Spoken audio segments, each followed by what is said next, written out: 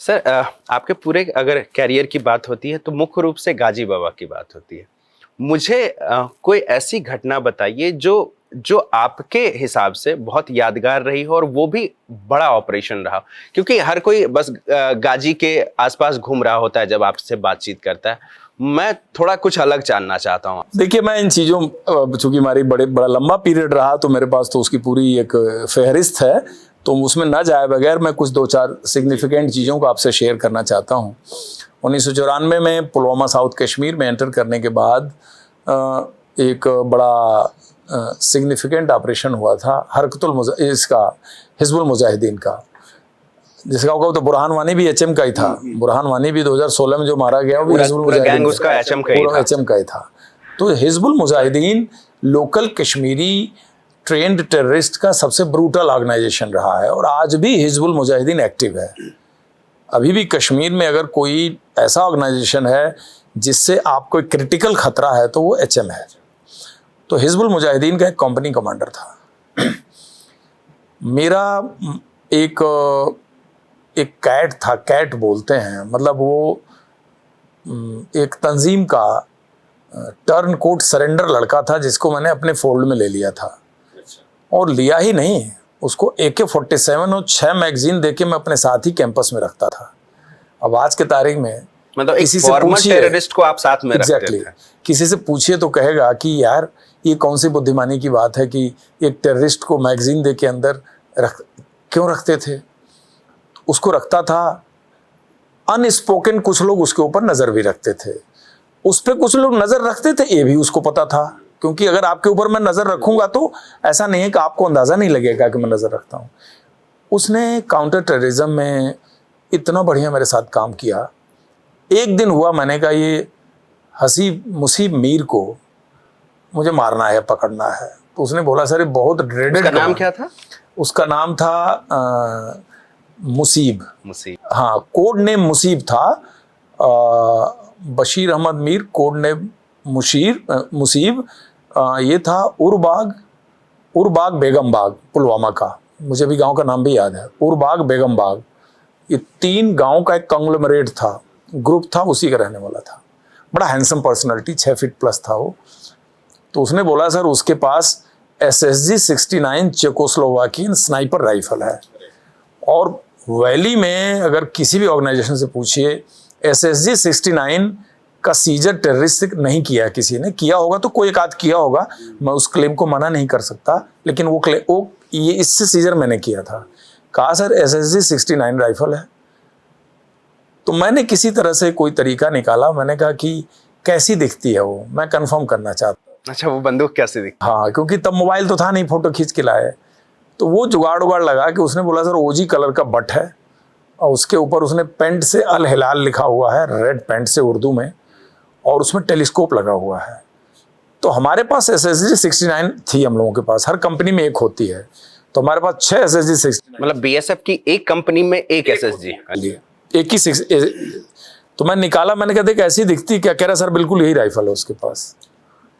अब वो या कि कैसे कराएं, फिर उसने बोला सर वो ग्रेनेड लॉन्चर भी है उसके पास, AK-47 पे उसने अटैचमेंट लगा रखा है। इतना वेपन किसी छोटे कमांडर के पास नहीं होता है। Definitely he must have been a district commander, divisional commander. कैसे होगा? कह रहा सर एक ट्रस्ट आपको करना पड़ेगा। अब बड़ा डर लगे कि कमांडेंट को मैं कैसे कन्विंस करूं, सारा काम अनकन्वेंशनल।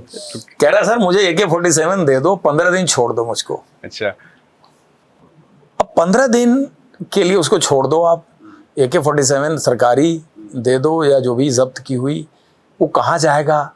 ये भी टेररिस्ट का पार्ट न बन जाए, यही हमारे खिलाफ एम्बुश कर दे, हमारे कैंप में घुस जाए। मैंने कहा गो हेड। उससे पहले क्या हुआ था कि एक बार वो नाराज होकर चला गया था, AK-47 छोड़ के गेट से चला गया।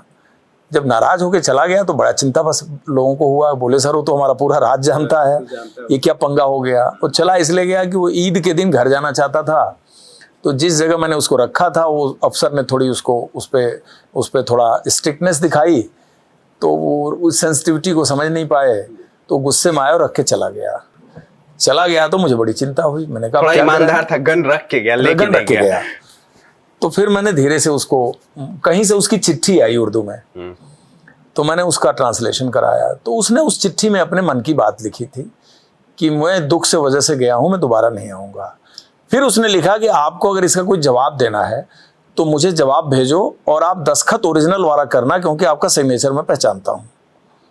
क्योंकि सरकारी चिट्ठियों में साइन करता था, तो देखा होगा वो हर जगह लिस्ट लगी है, आदेश लिखे हैं तो उसके नीचे साइन होता है। मैंने उसका जवाब लिखा। मैंने कहा जिस हालत में तुम नाराज होके गए हो उसको मैं समझ सकता हूँ।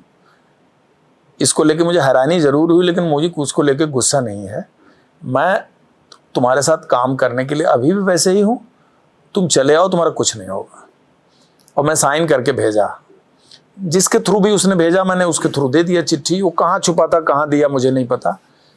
फिर उसकी चिट्ठी आई कि मैं इस तारीख को आ रहा हूँ। फिर वापस आया, वापस मैंने ज्वाइन करा लिया। ज्वाइन कराने के बाद इस कहा सर मुझे 15 दिन छोड़ दो और इस डिस्ट्रिक्ट कमांडर को मैं दे दूंगा। मैंने उसे छोड़ दिया। छोड़ने के बाद ये उसी के ग्रुप में शामिल हो गया। इसने उस तंजीम को ये इंप्रेशन दिया कि मैं उनकी राइफल लेके भाग गया और मैं छोड़ के आ गया हूँ, अब जो करना है करो भी ये सब के खिलाफ। फिर एक दिन उसका फिर पाहू ब्रिज एक हमारी पोस्ट थी, उसके संतरी के पास कोई एक कागज फेंक के चला गया।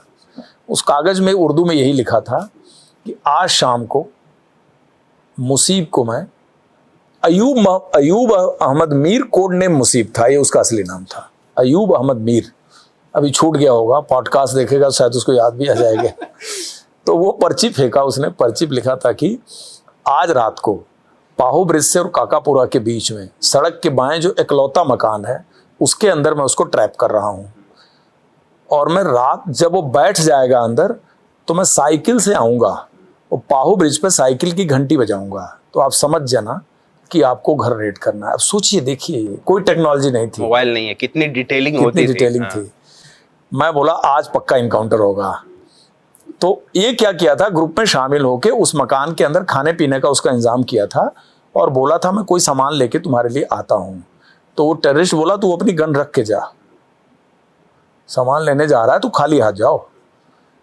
और मैं पाहू ब्रिज पर आके बंकर लेके ट्रूप्स तैयार करके बैठा हुआ था। हमारे यहाँ से 400-500 दूर खाली वो घर था। एक ही फायदा था कि सड़क पे इकलौता घर था, तो मुझको पता था इसमें दूसरे किसी को डैमेज नहीं होगा। आया और रात के 10 बजे घंटी बजाया, घंटी बजा के वापस साइकिल मोड़ा और चला गया। देखिए ऐसा टाइम नहीं था कि मैं उससे पूछूं, कुछ भी नहीं पूछ सका। और with in half an hour हम लोगों ने वो घर घेर लिया। घर घेरने के बाद ये तब तक अंदर जा चुका था उसके पास। घर घेरने के बाद कितना रिस्क लिया उसने, ये भी उसी का पार्ट बना अंदर। आप बताइए इनकाउंटर होता और फायर होता तो ये भी मारा जाता। ये अंदर गया, जाने के बाद हम लोगों ने घर घेरा, तब तो फिर अब पंगा हो गया। तो हमने अनाउंस किया कि मुसीब तुम बाहर आ जाओ। तो उसने फैमिली में से किसी मेंबर से कहलवाया मैं नहीं आऊँगा, मैं लड़ूंगा। तब जाके हमने ट्रस्ट फैक्टर बोलना शुरू किया कि I am in such and such, उसमें उस जगह उस इनकाउंटर में फला को पकड़ा, आप हमारा कंडक्ट पूछ लेना, इन गाँव के कार्डन सर्च में हम कैसे करते हैं वो पता कर लेना। वो टेररिस्ट है जिसको पकड़ा, क्योंकि वहाँ हमने ब्रांड एस्टेब्लिश किया था कि लोकल टेररिस्ट अगर पकड़ लिया हमने लाइव तो हम उसकी कोई किलिंग नहीं की है। एक बहुत बड़ा एक ब्रांड था। और पाकिस्तानी टेररिस्ट को हमने जिंदा नहीं छोड़ा, बड़ा क्लियर। ये इतना स्पेस देते थे लोकल्स को कि बिल्कुल सही भी था, क्योंकि माहौल ऐसा था। एक स्टेज आया कि वो सीढ़ी पर ऊपर चढ़ा और सोचा कि ऊपर से जाके फायर करेंगे। फिर हमने अनाउंस किया कि तुम फायर तो कर लोगे लेकिन पूरा घर के चारों तरफ बाउंड्री वाल है, तो हम घर गिरा देंगे, मारे जाओगे। फिर वो वेपन को पूरा सिगरेट पी गया हो, क्योंकि उस सीढ़ी पे सिगरेट की उसके पूरी ठूठ पड़ी हुई थी। पूरा वेपन वहाँ रखा और करीब 12 बजे रात को नीचे उतरा, पता नहीं उसके दिमाग में क्या आया, और गांव वालों जो परिवार के बंदे थे उनको आगे लिया, उनको ह्यूमन शील्ड बनाया, हाथ ऊपर किया और वो आने लगा। तो मकान के दरवाजे से बाउंड्री वाल तक कोई 15-20 मीटर का जो जगह था, स्लो आ रहा है। हमारे लड़के बिल्कुल रेडी हैं कि अब तो हम मार देंगे। हमने बोला एक राउंड फायर नहीं होगा। मेन गेट पे आया, उसको हम लोगों ने बंकर में लिया। उसके बाद उस ऑपरेशन के बाद जो हमने परसूट ऑपरेशन किए, यानी इसके इंट्रोगेशन पर जो आगे ऑपरेशन किए, वो तो हम 3 महीने करते रहे। बहुत जबरदस्त ऑपरेशन था। कितने तक बंदियों को मारा होगा? अब नहीं, इसको तो हम लोगों ने जुडिशियल कस्टडी में दिया। इसके अलावा जो ऑपरेशंस हुए इसके अलावा हमने पारी गांव में 3 टेररिस्ट मारे थे। पारी गांव हिजबुल मुजाहिदीन का बहुत बड़ा सेंटर था।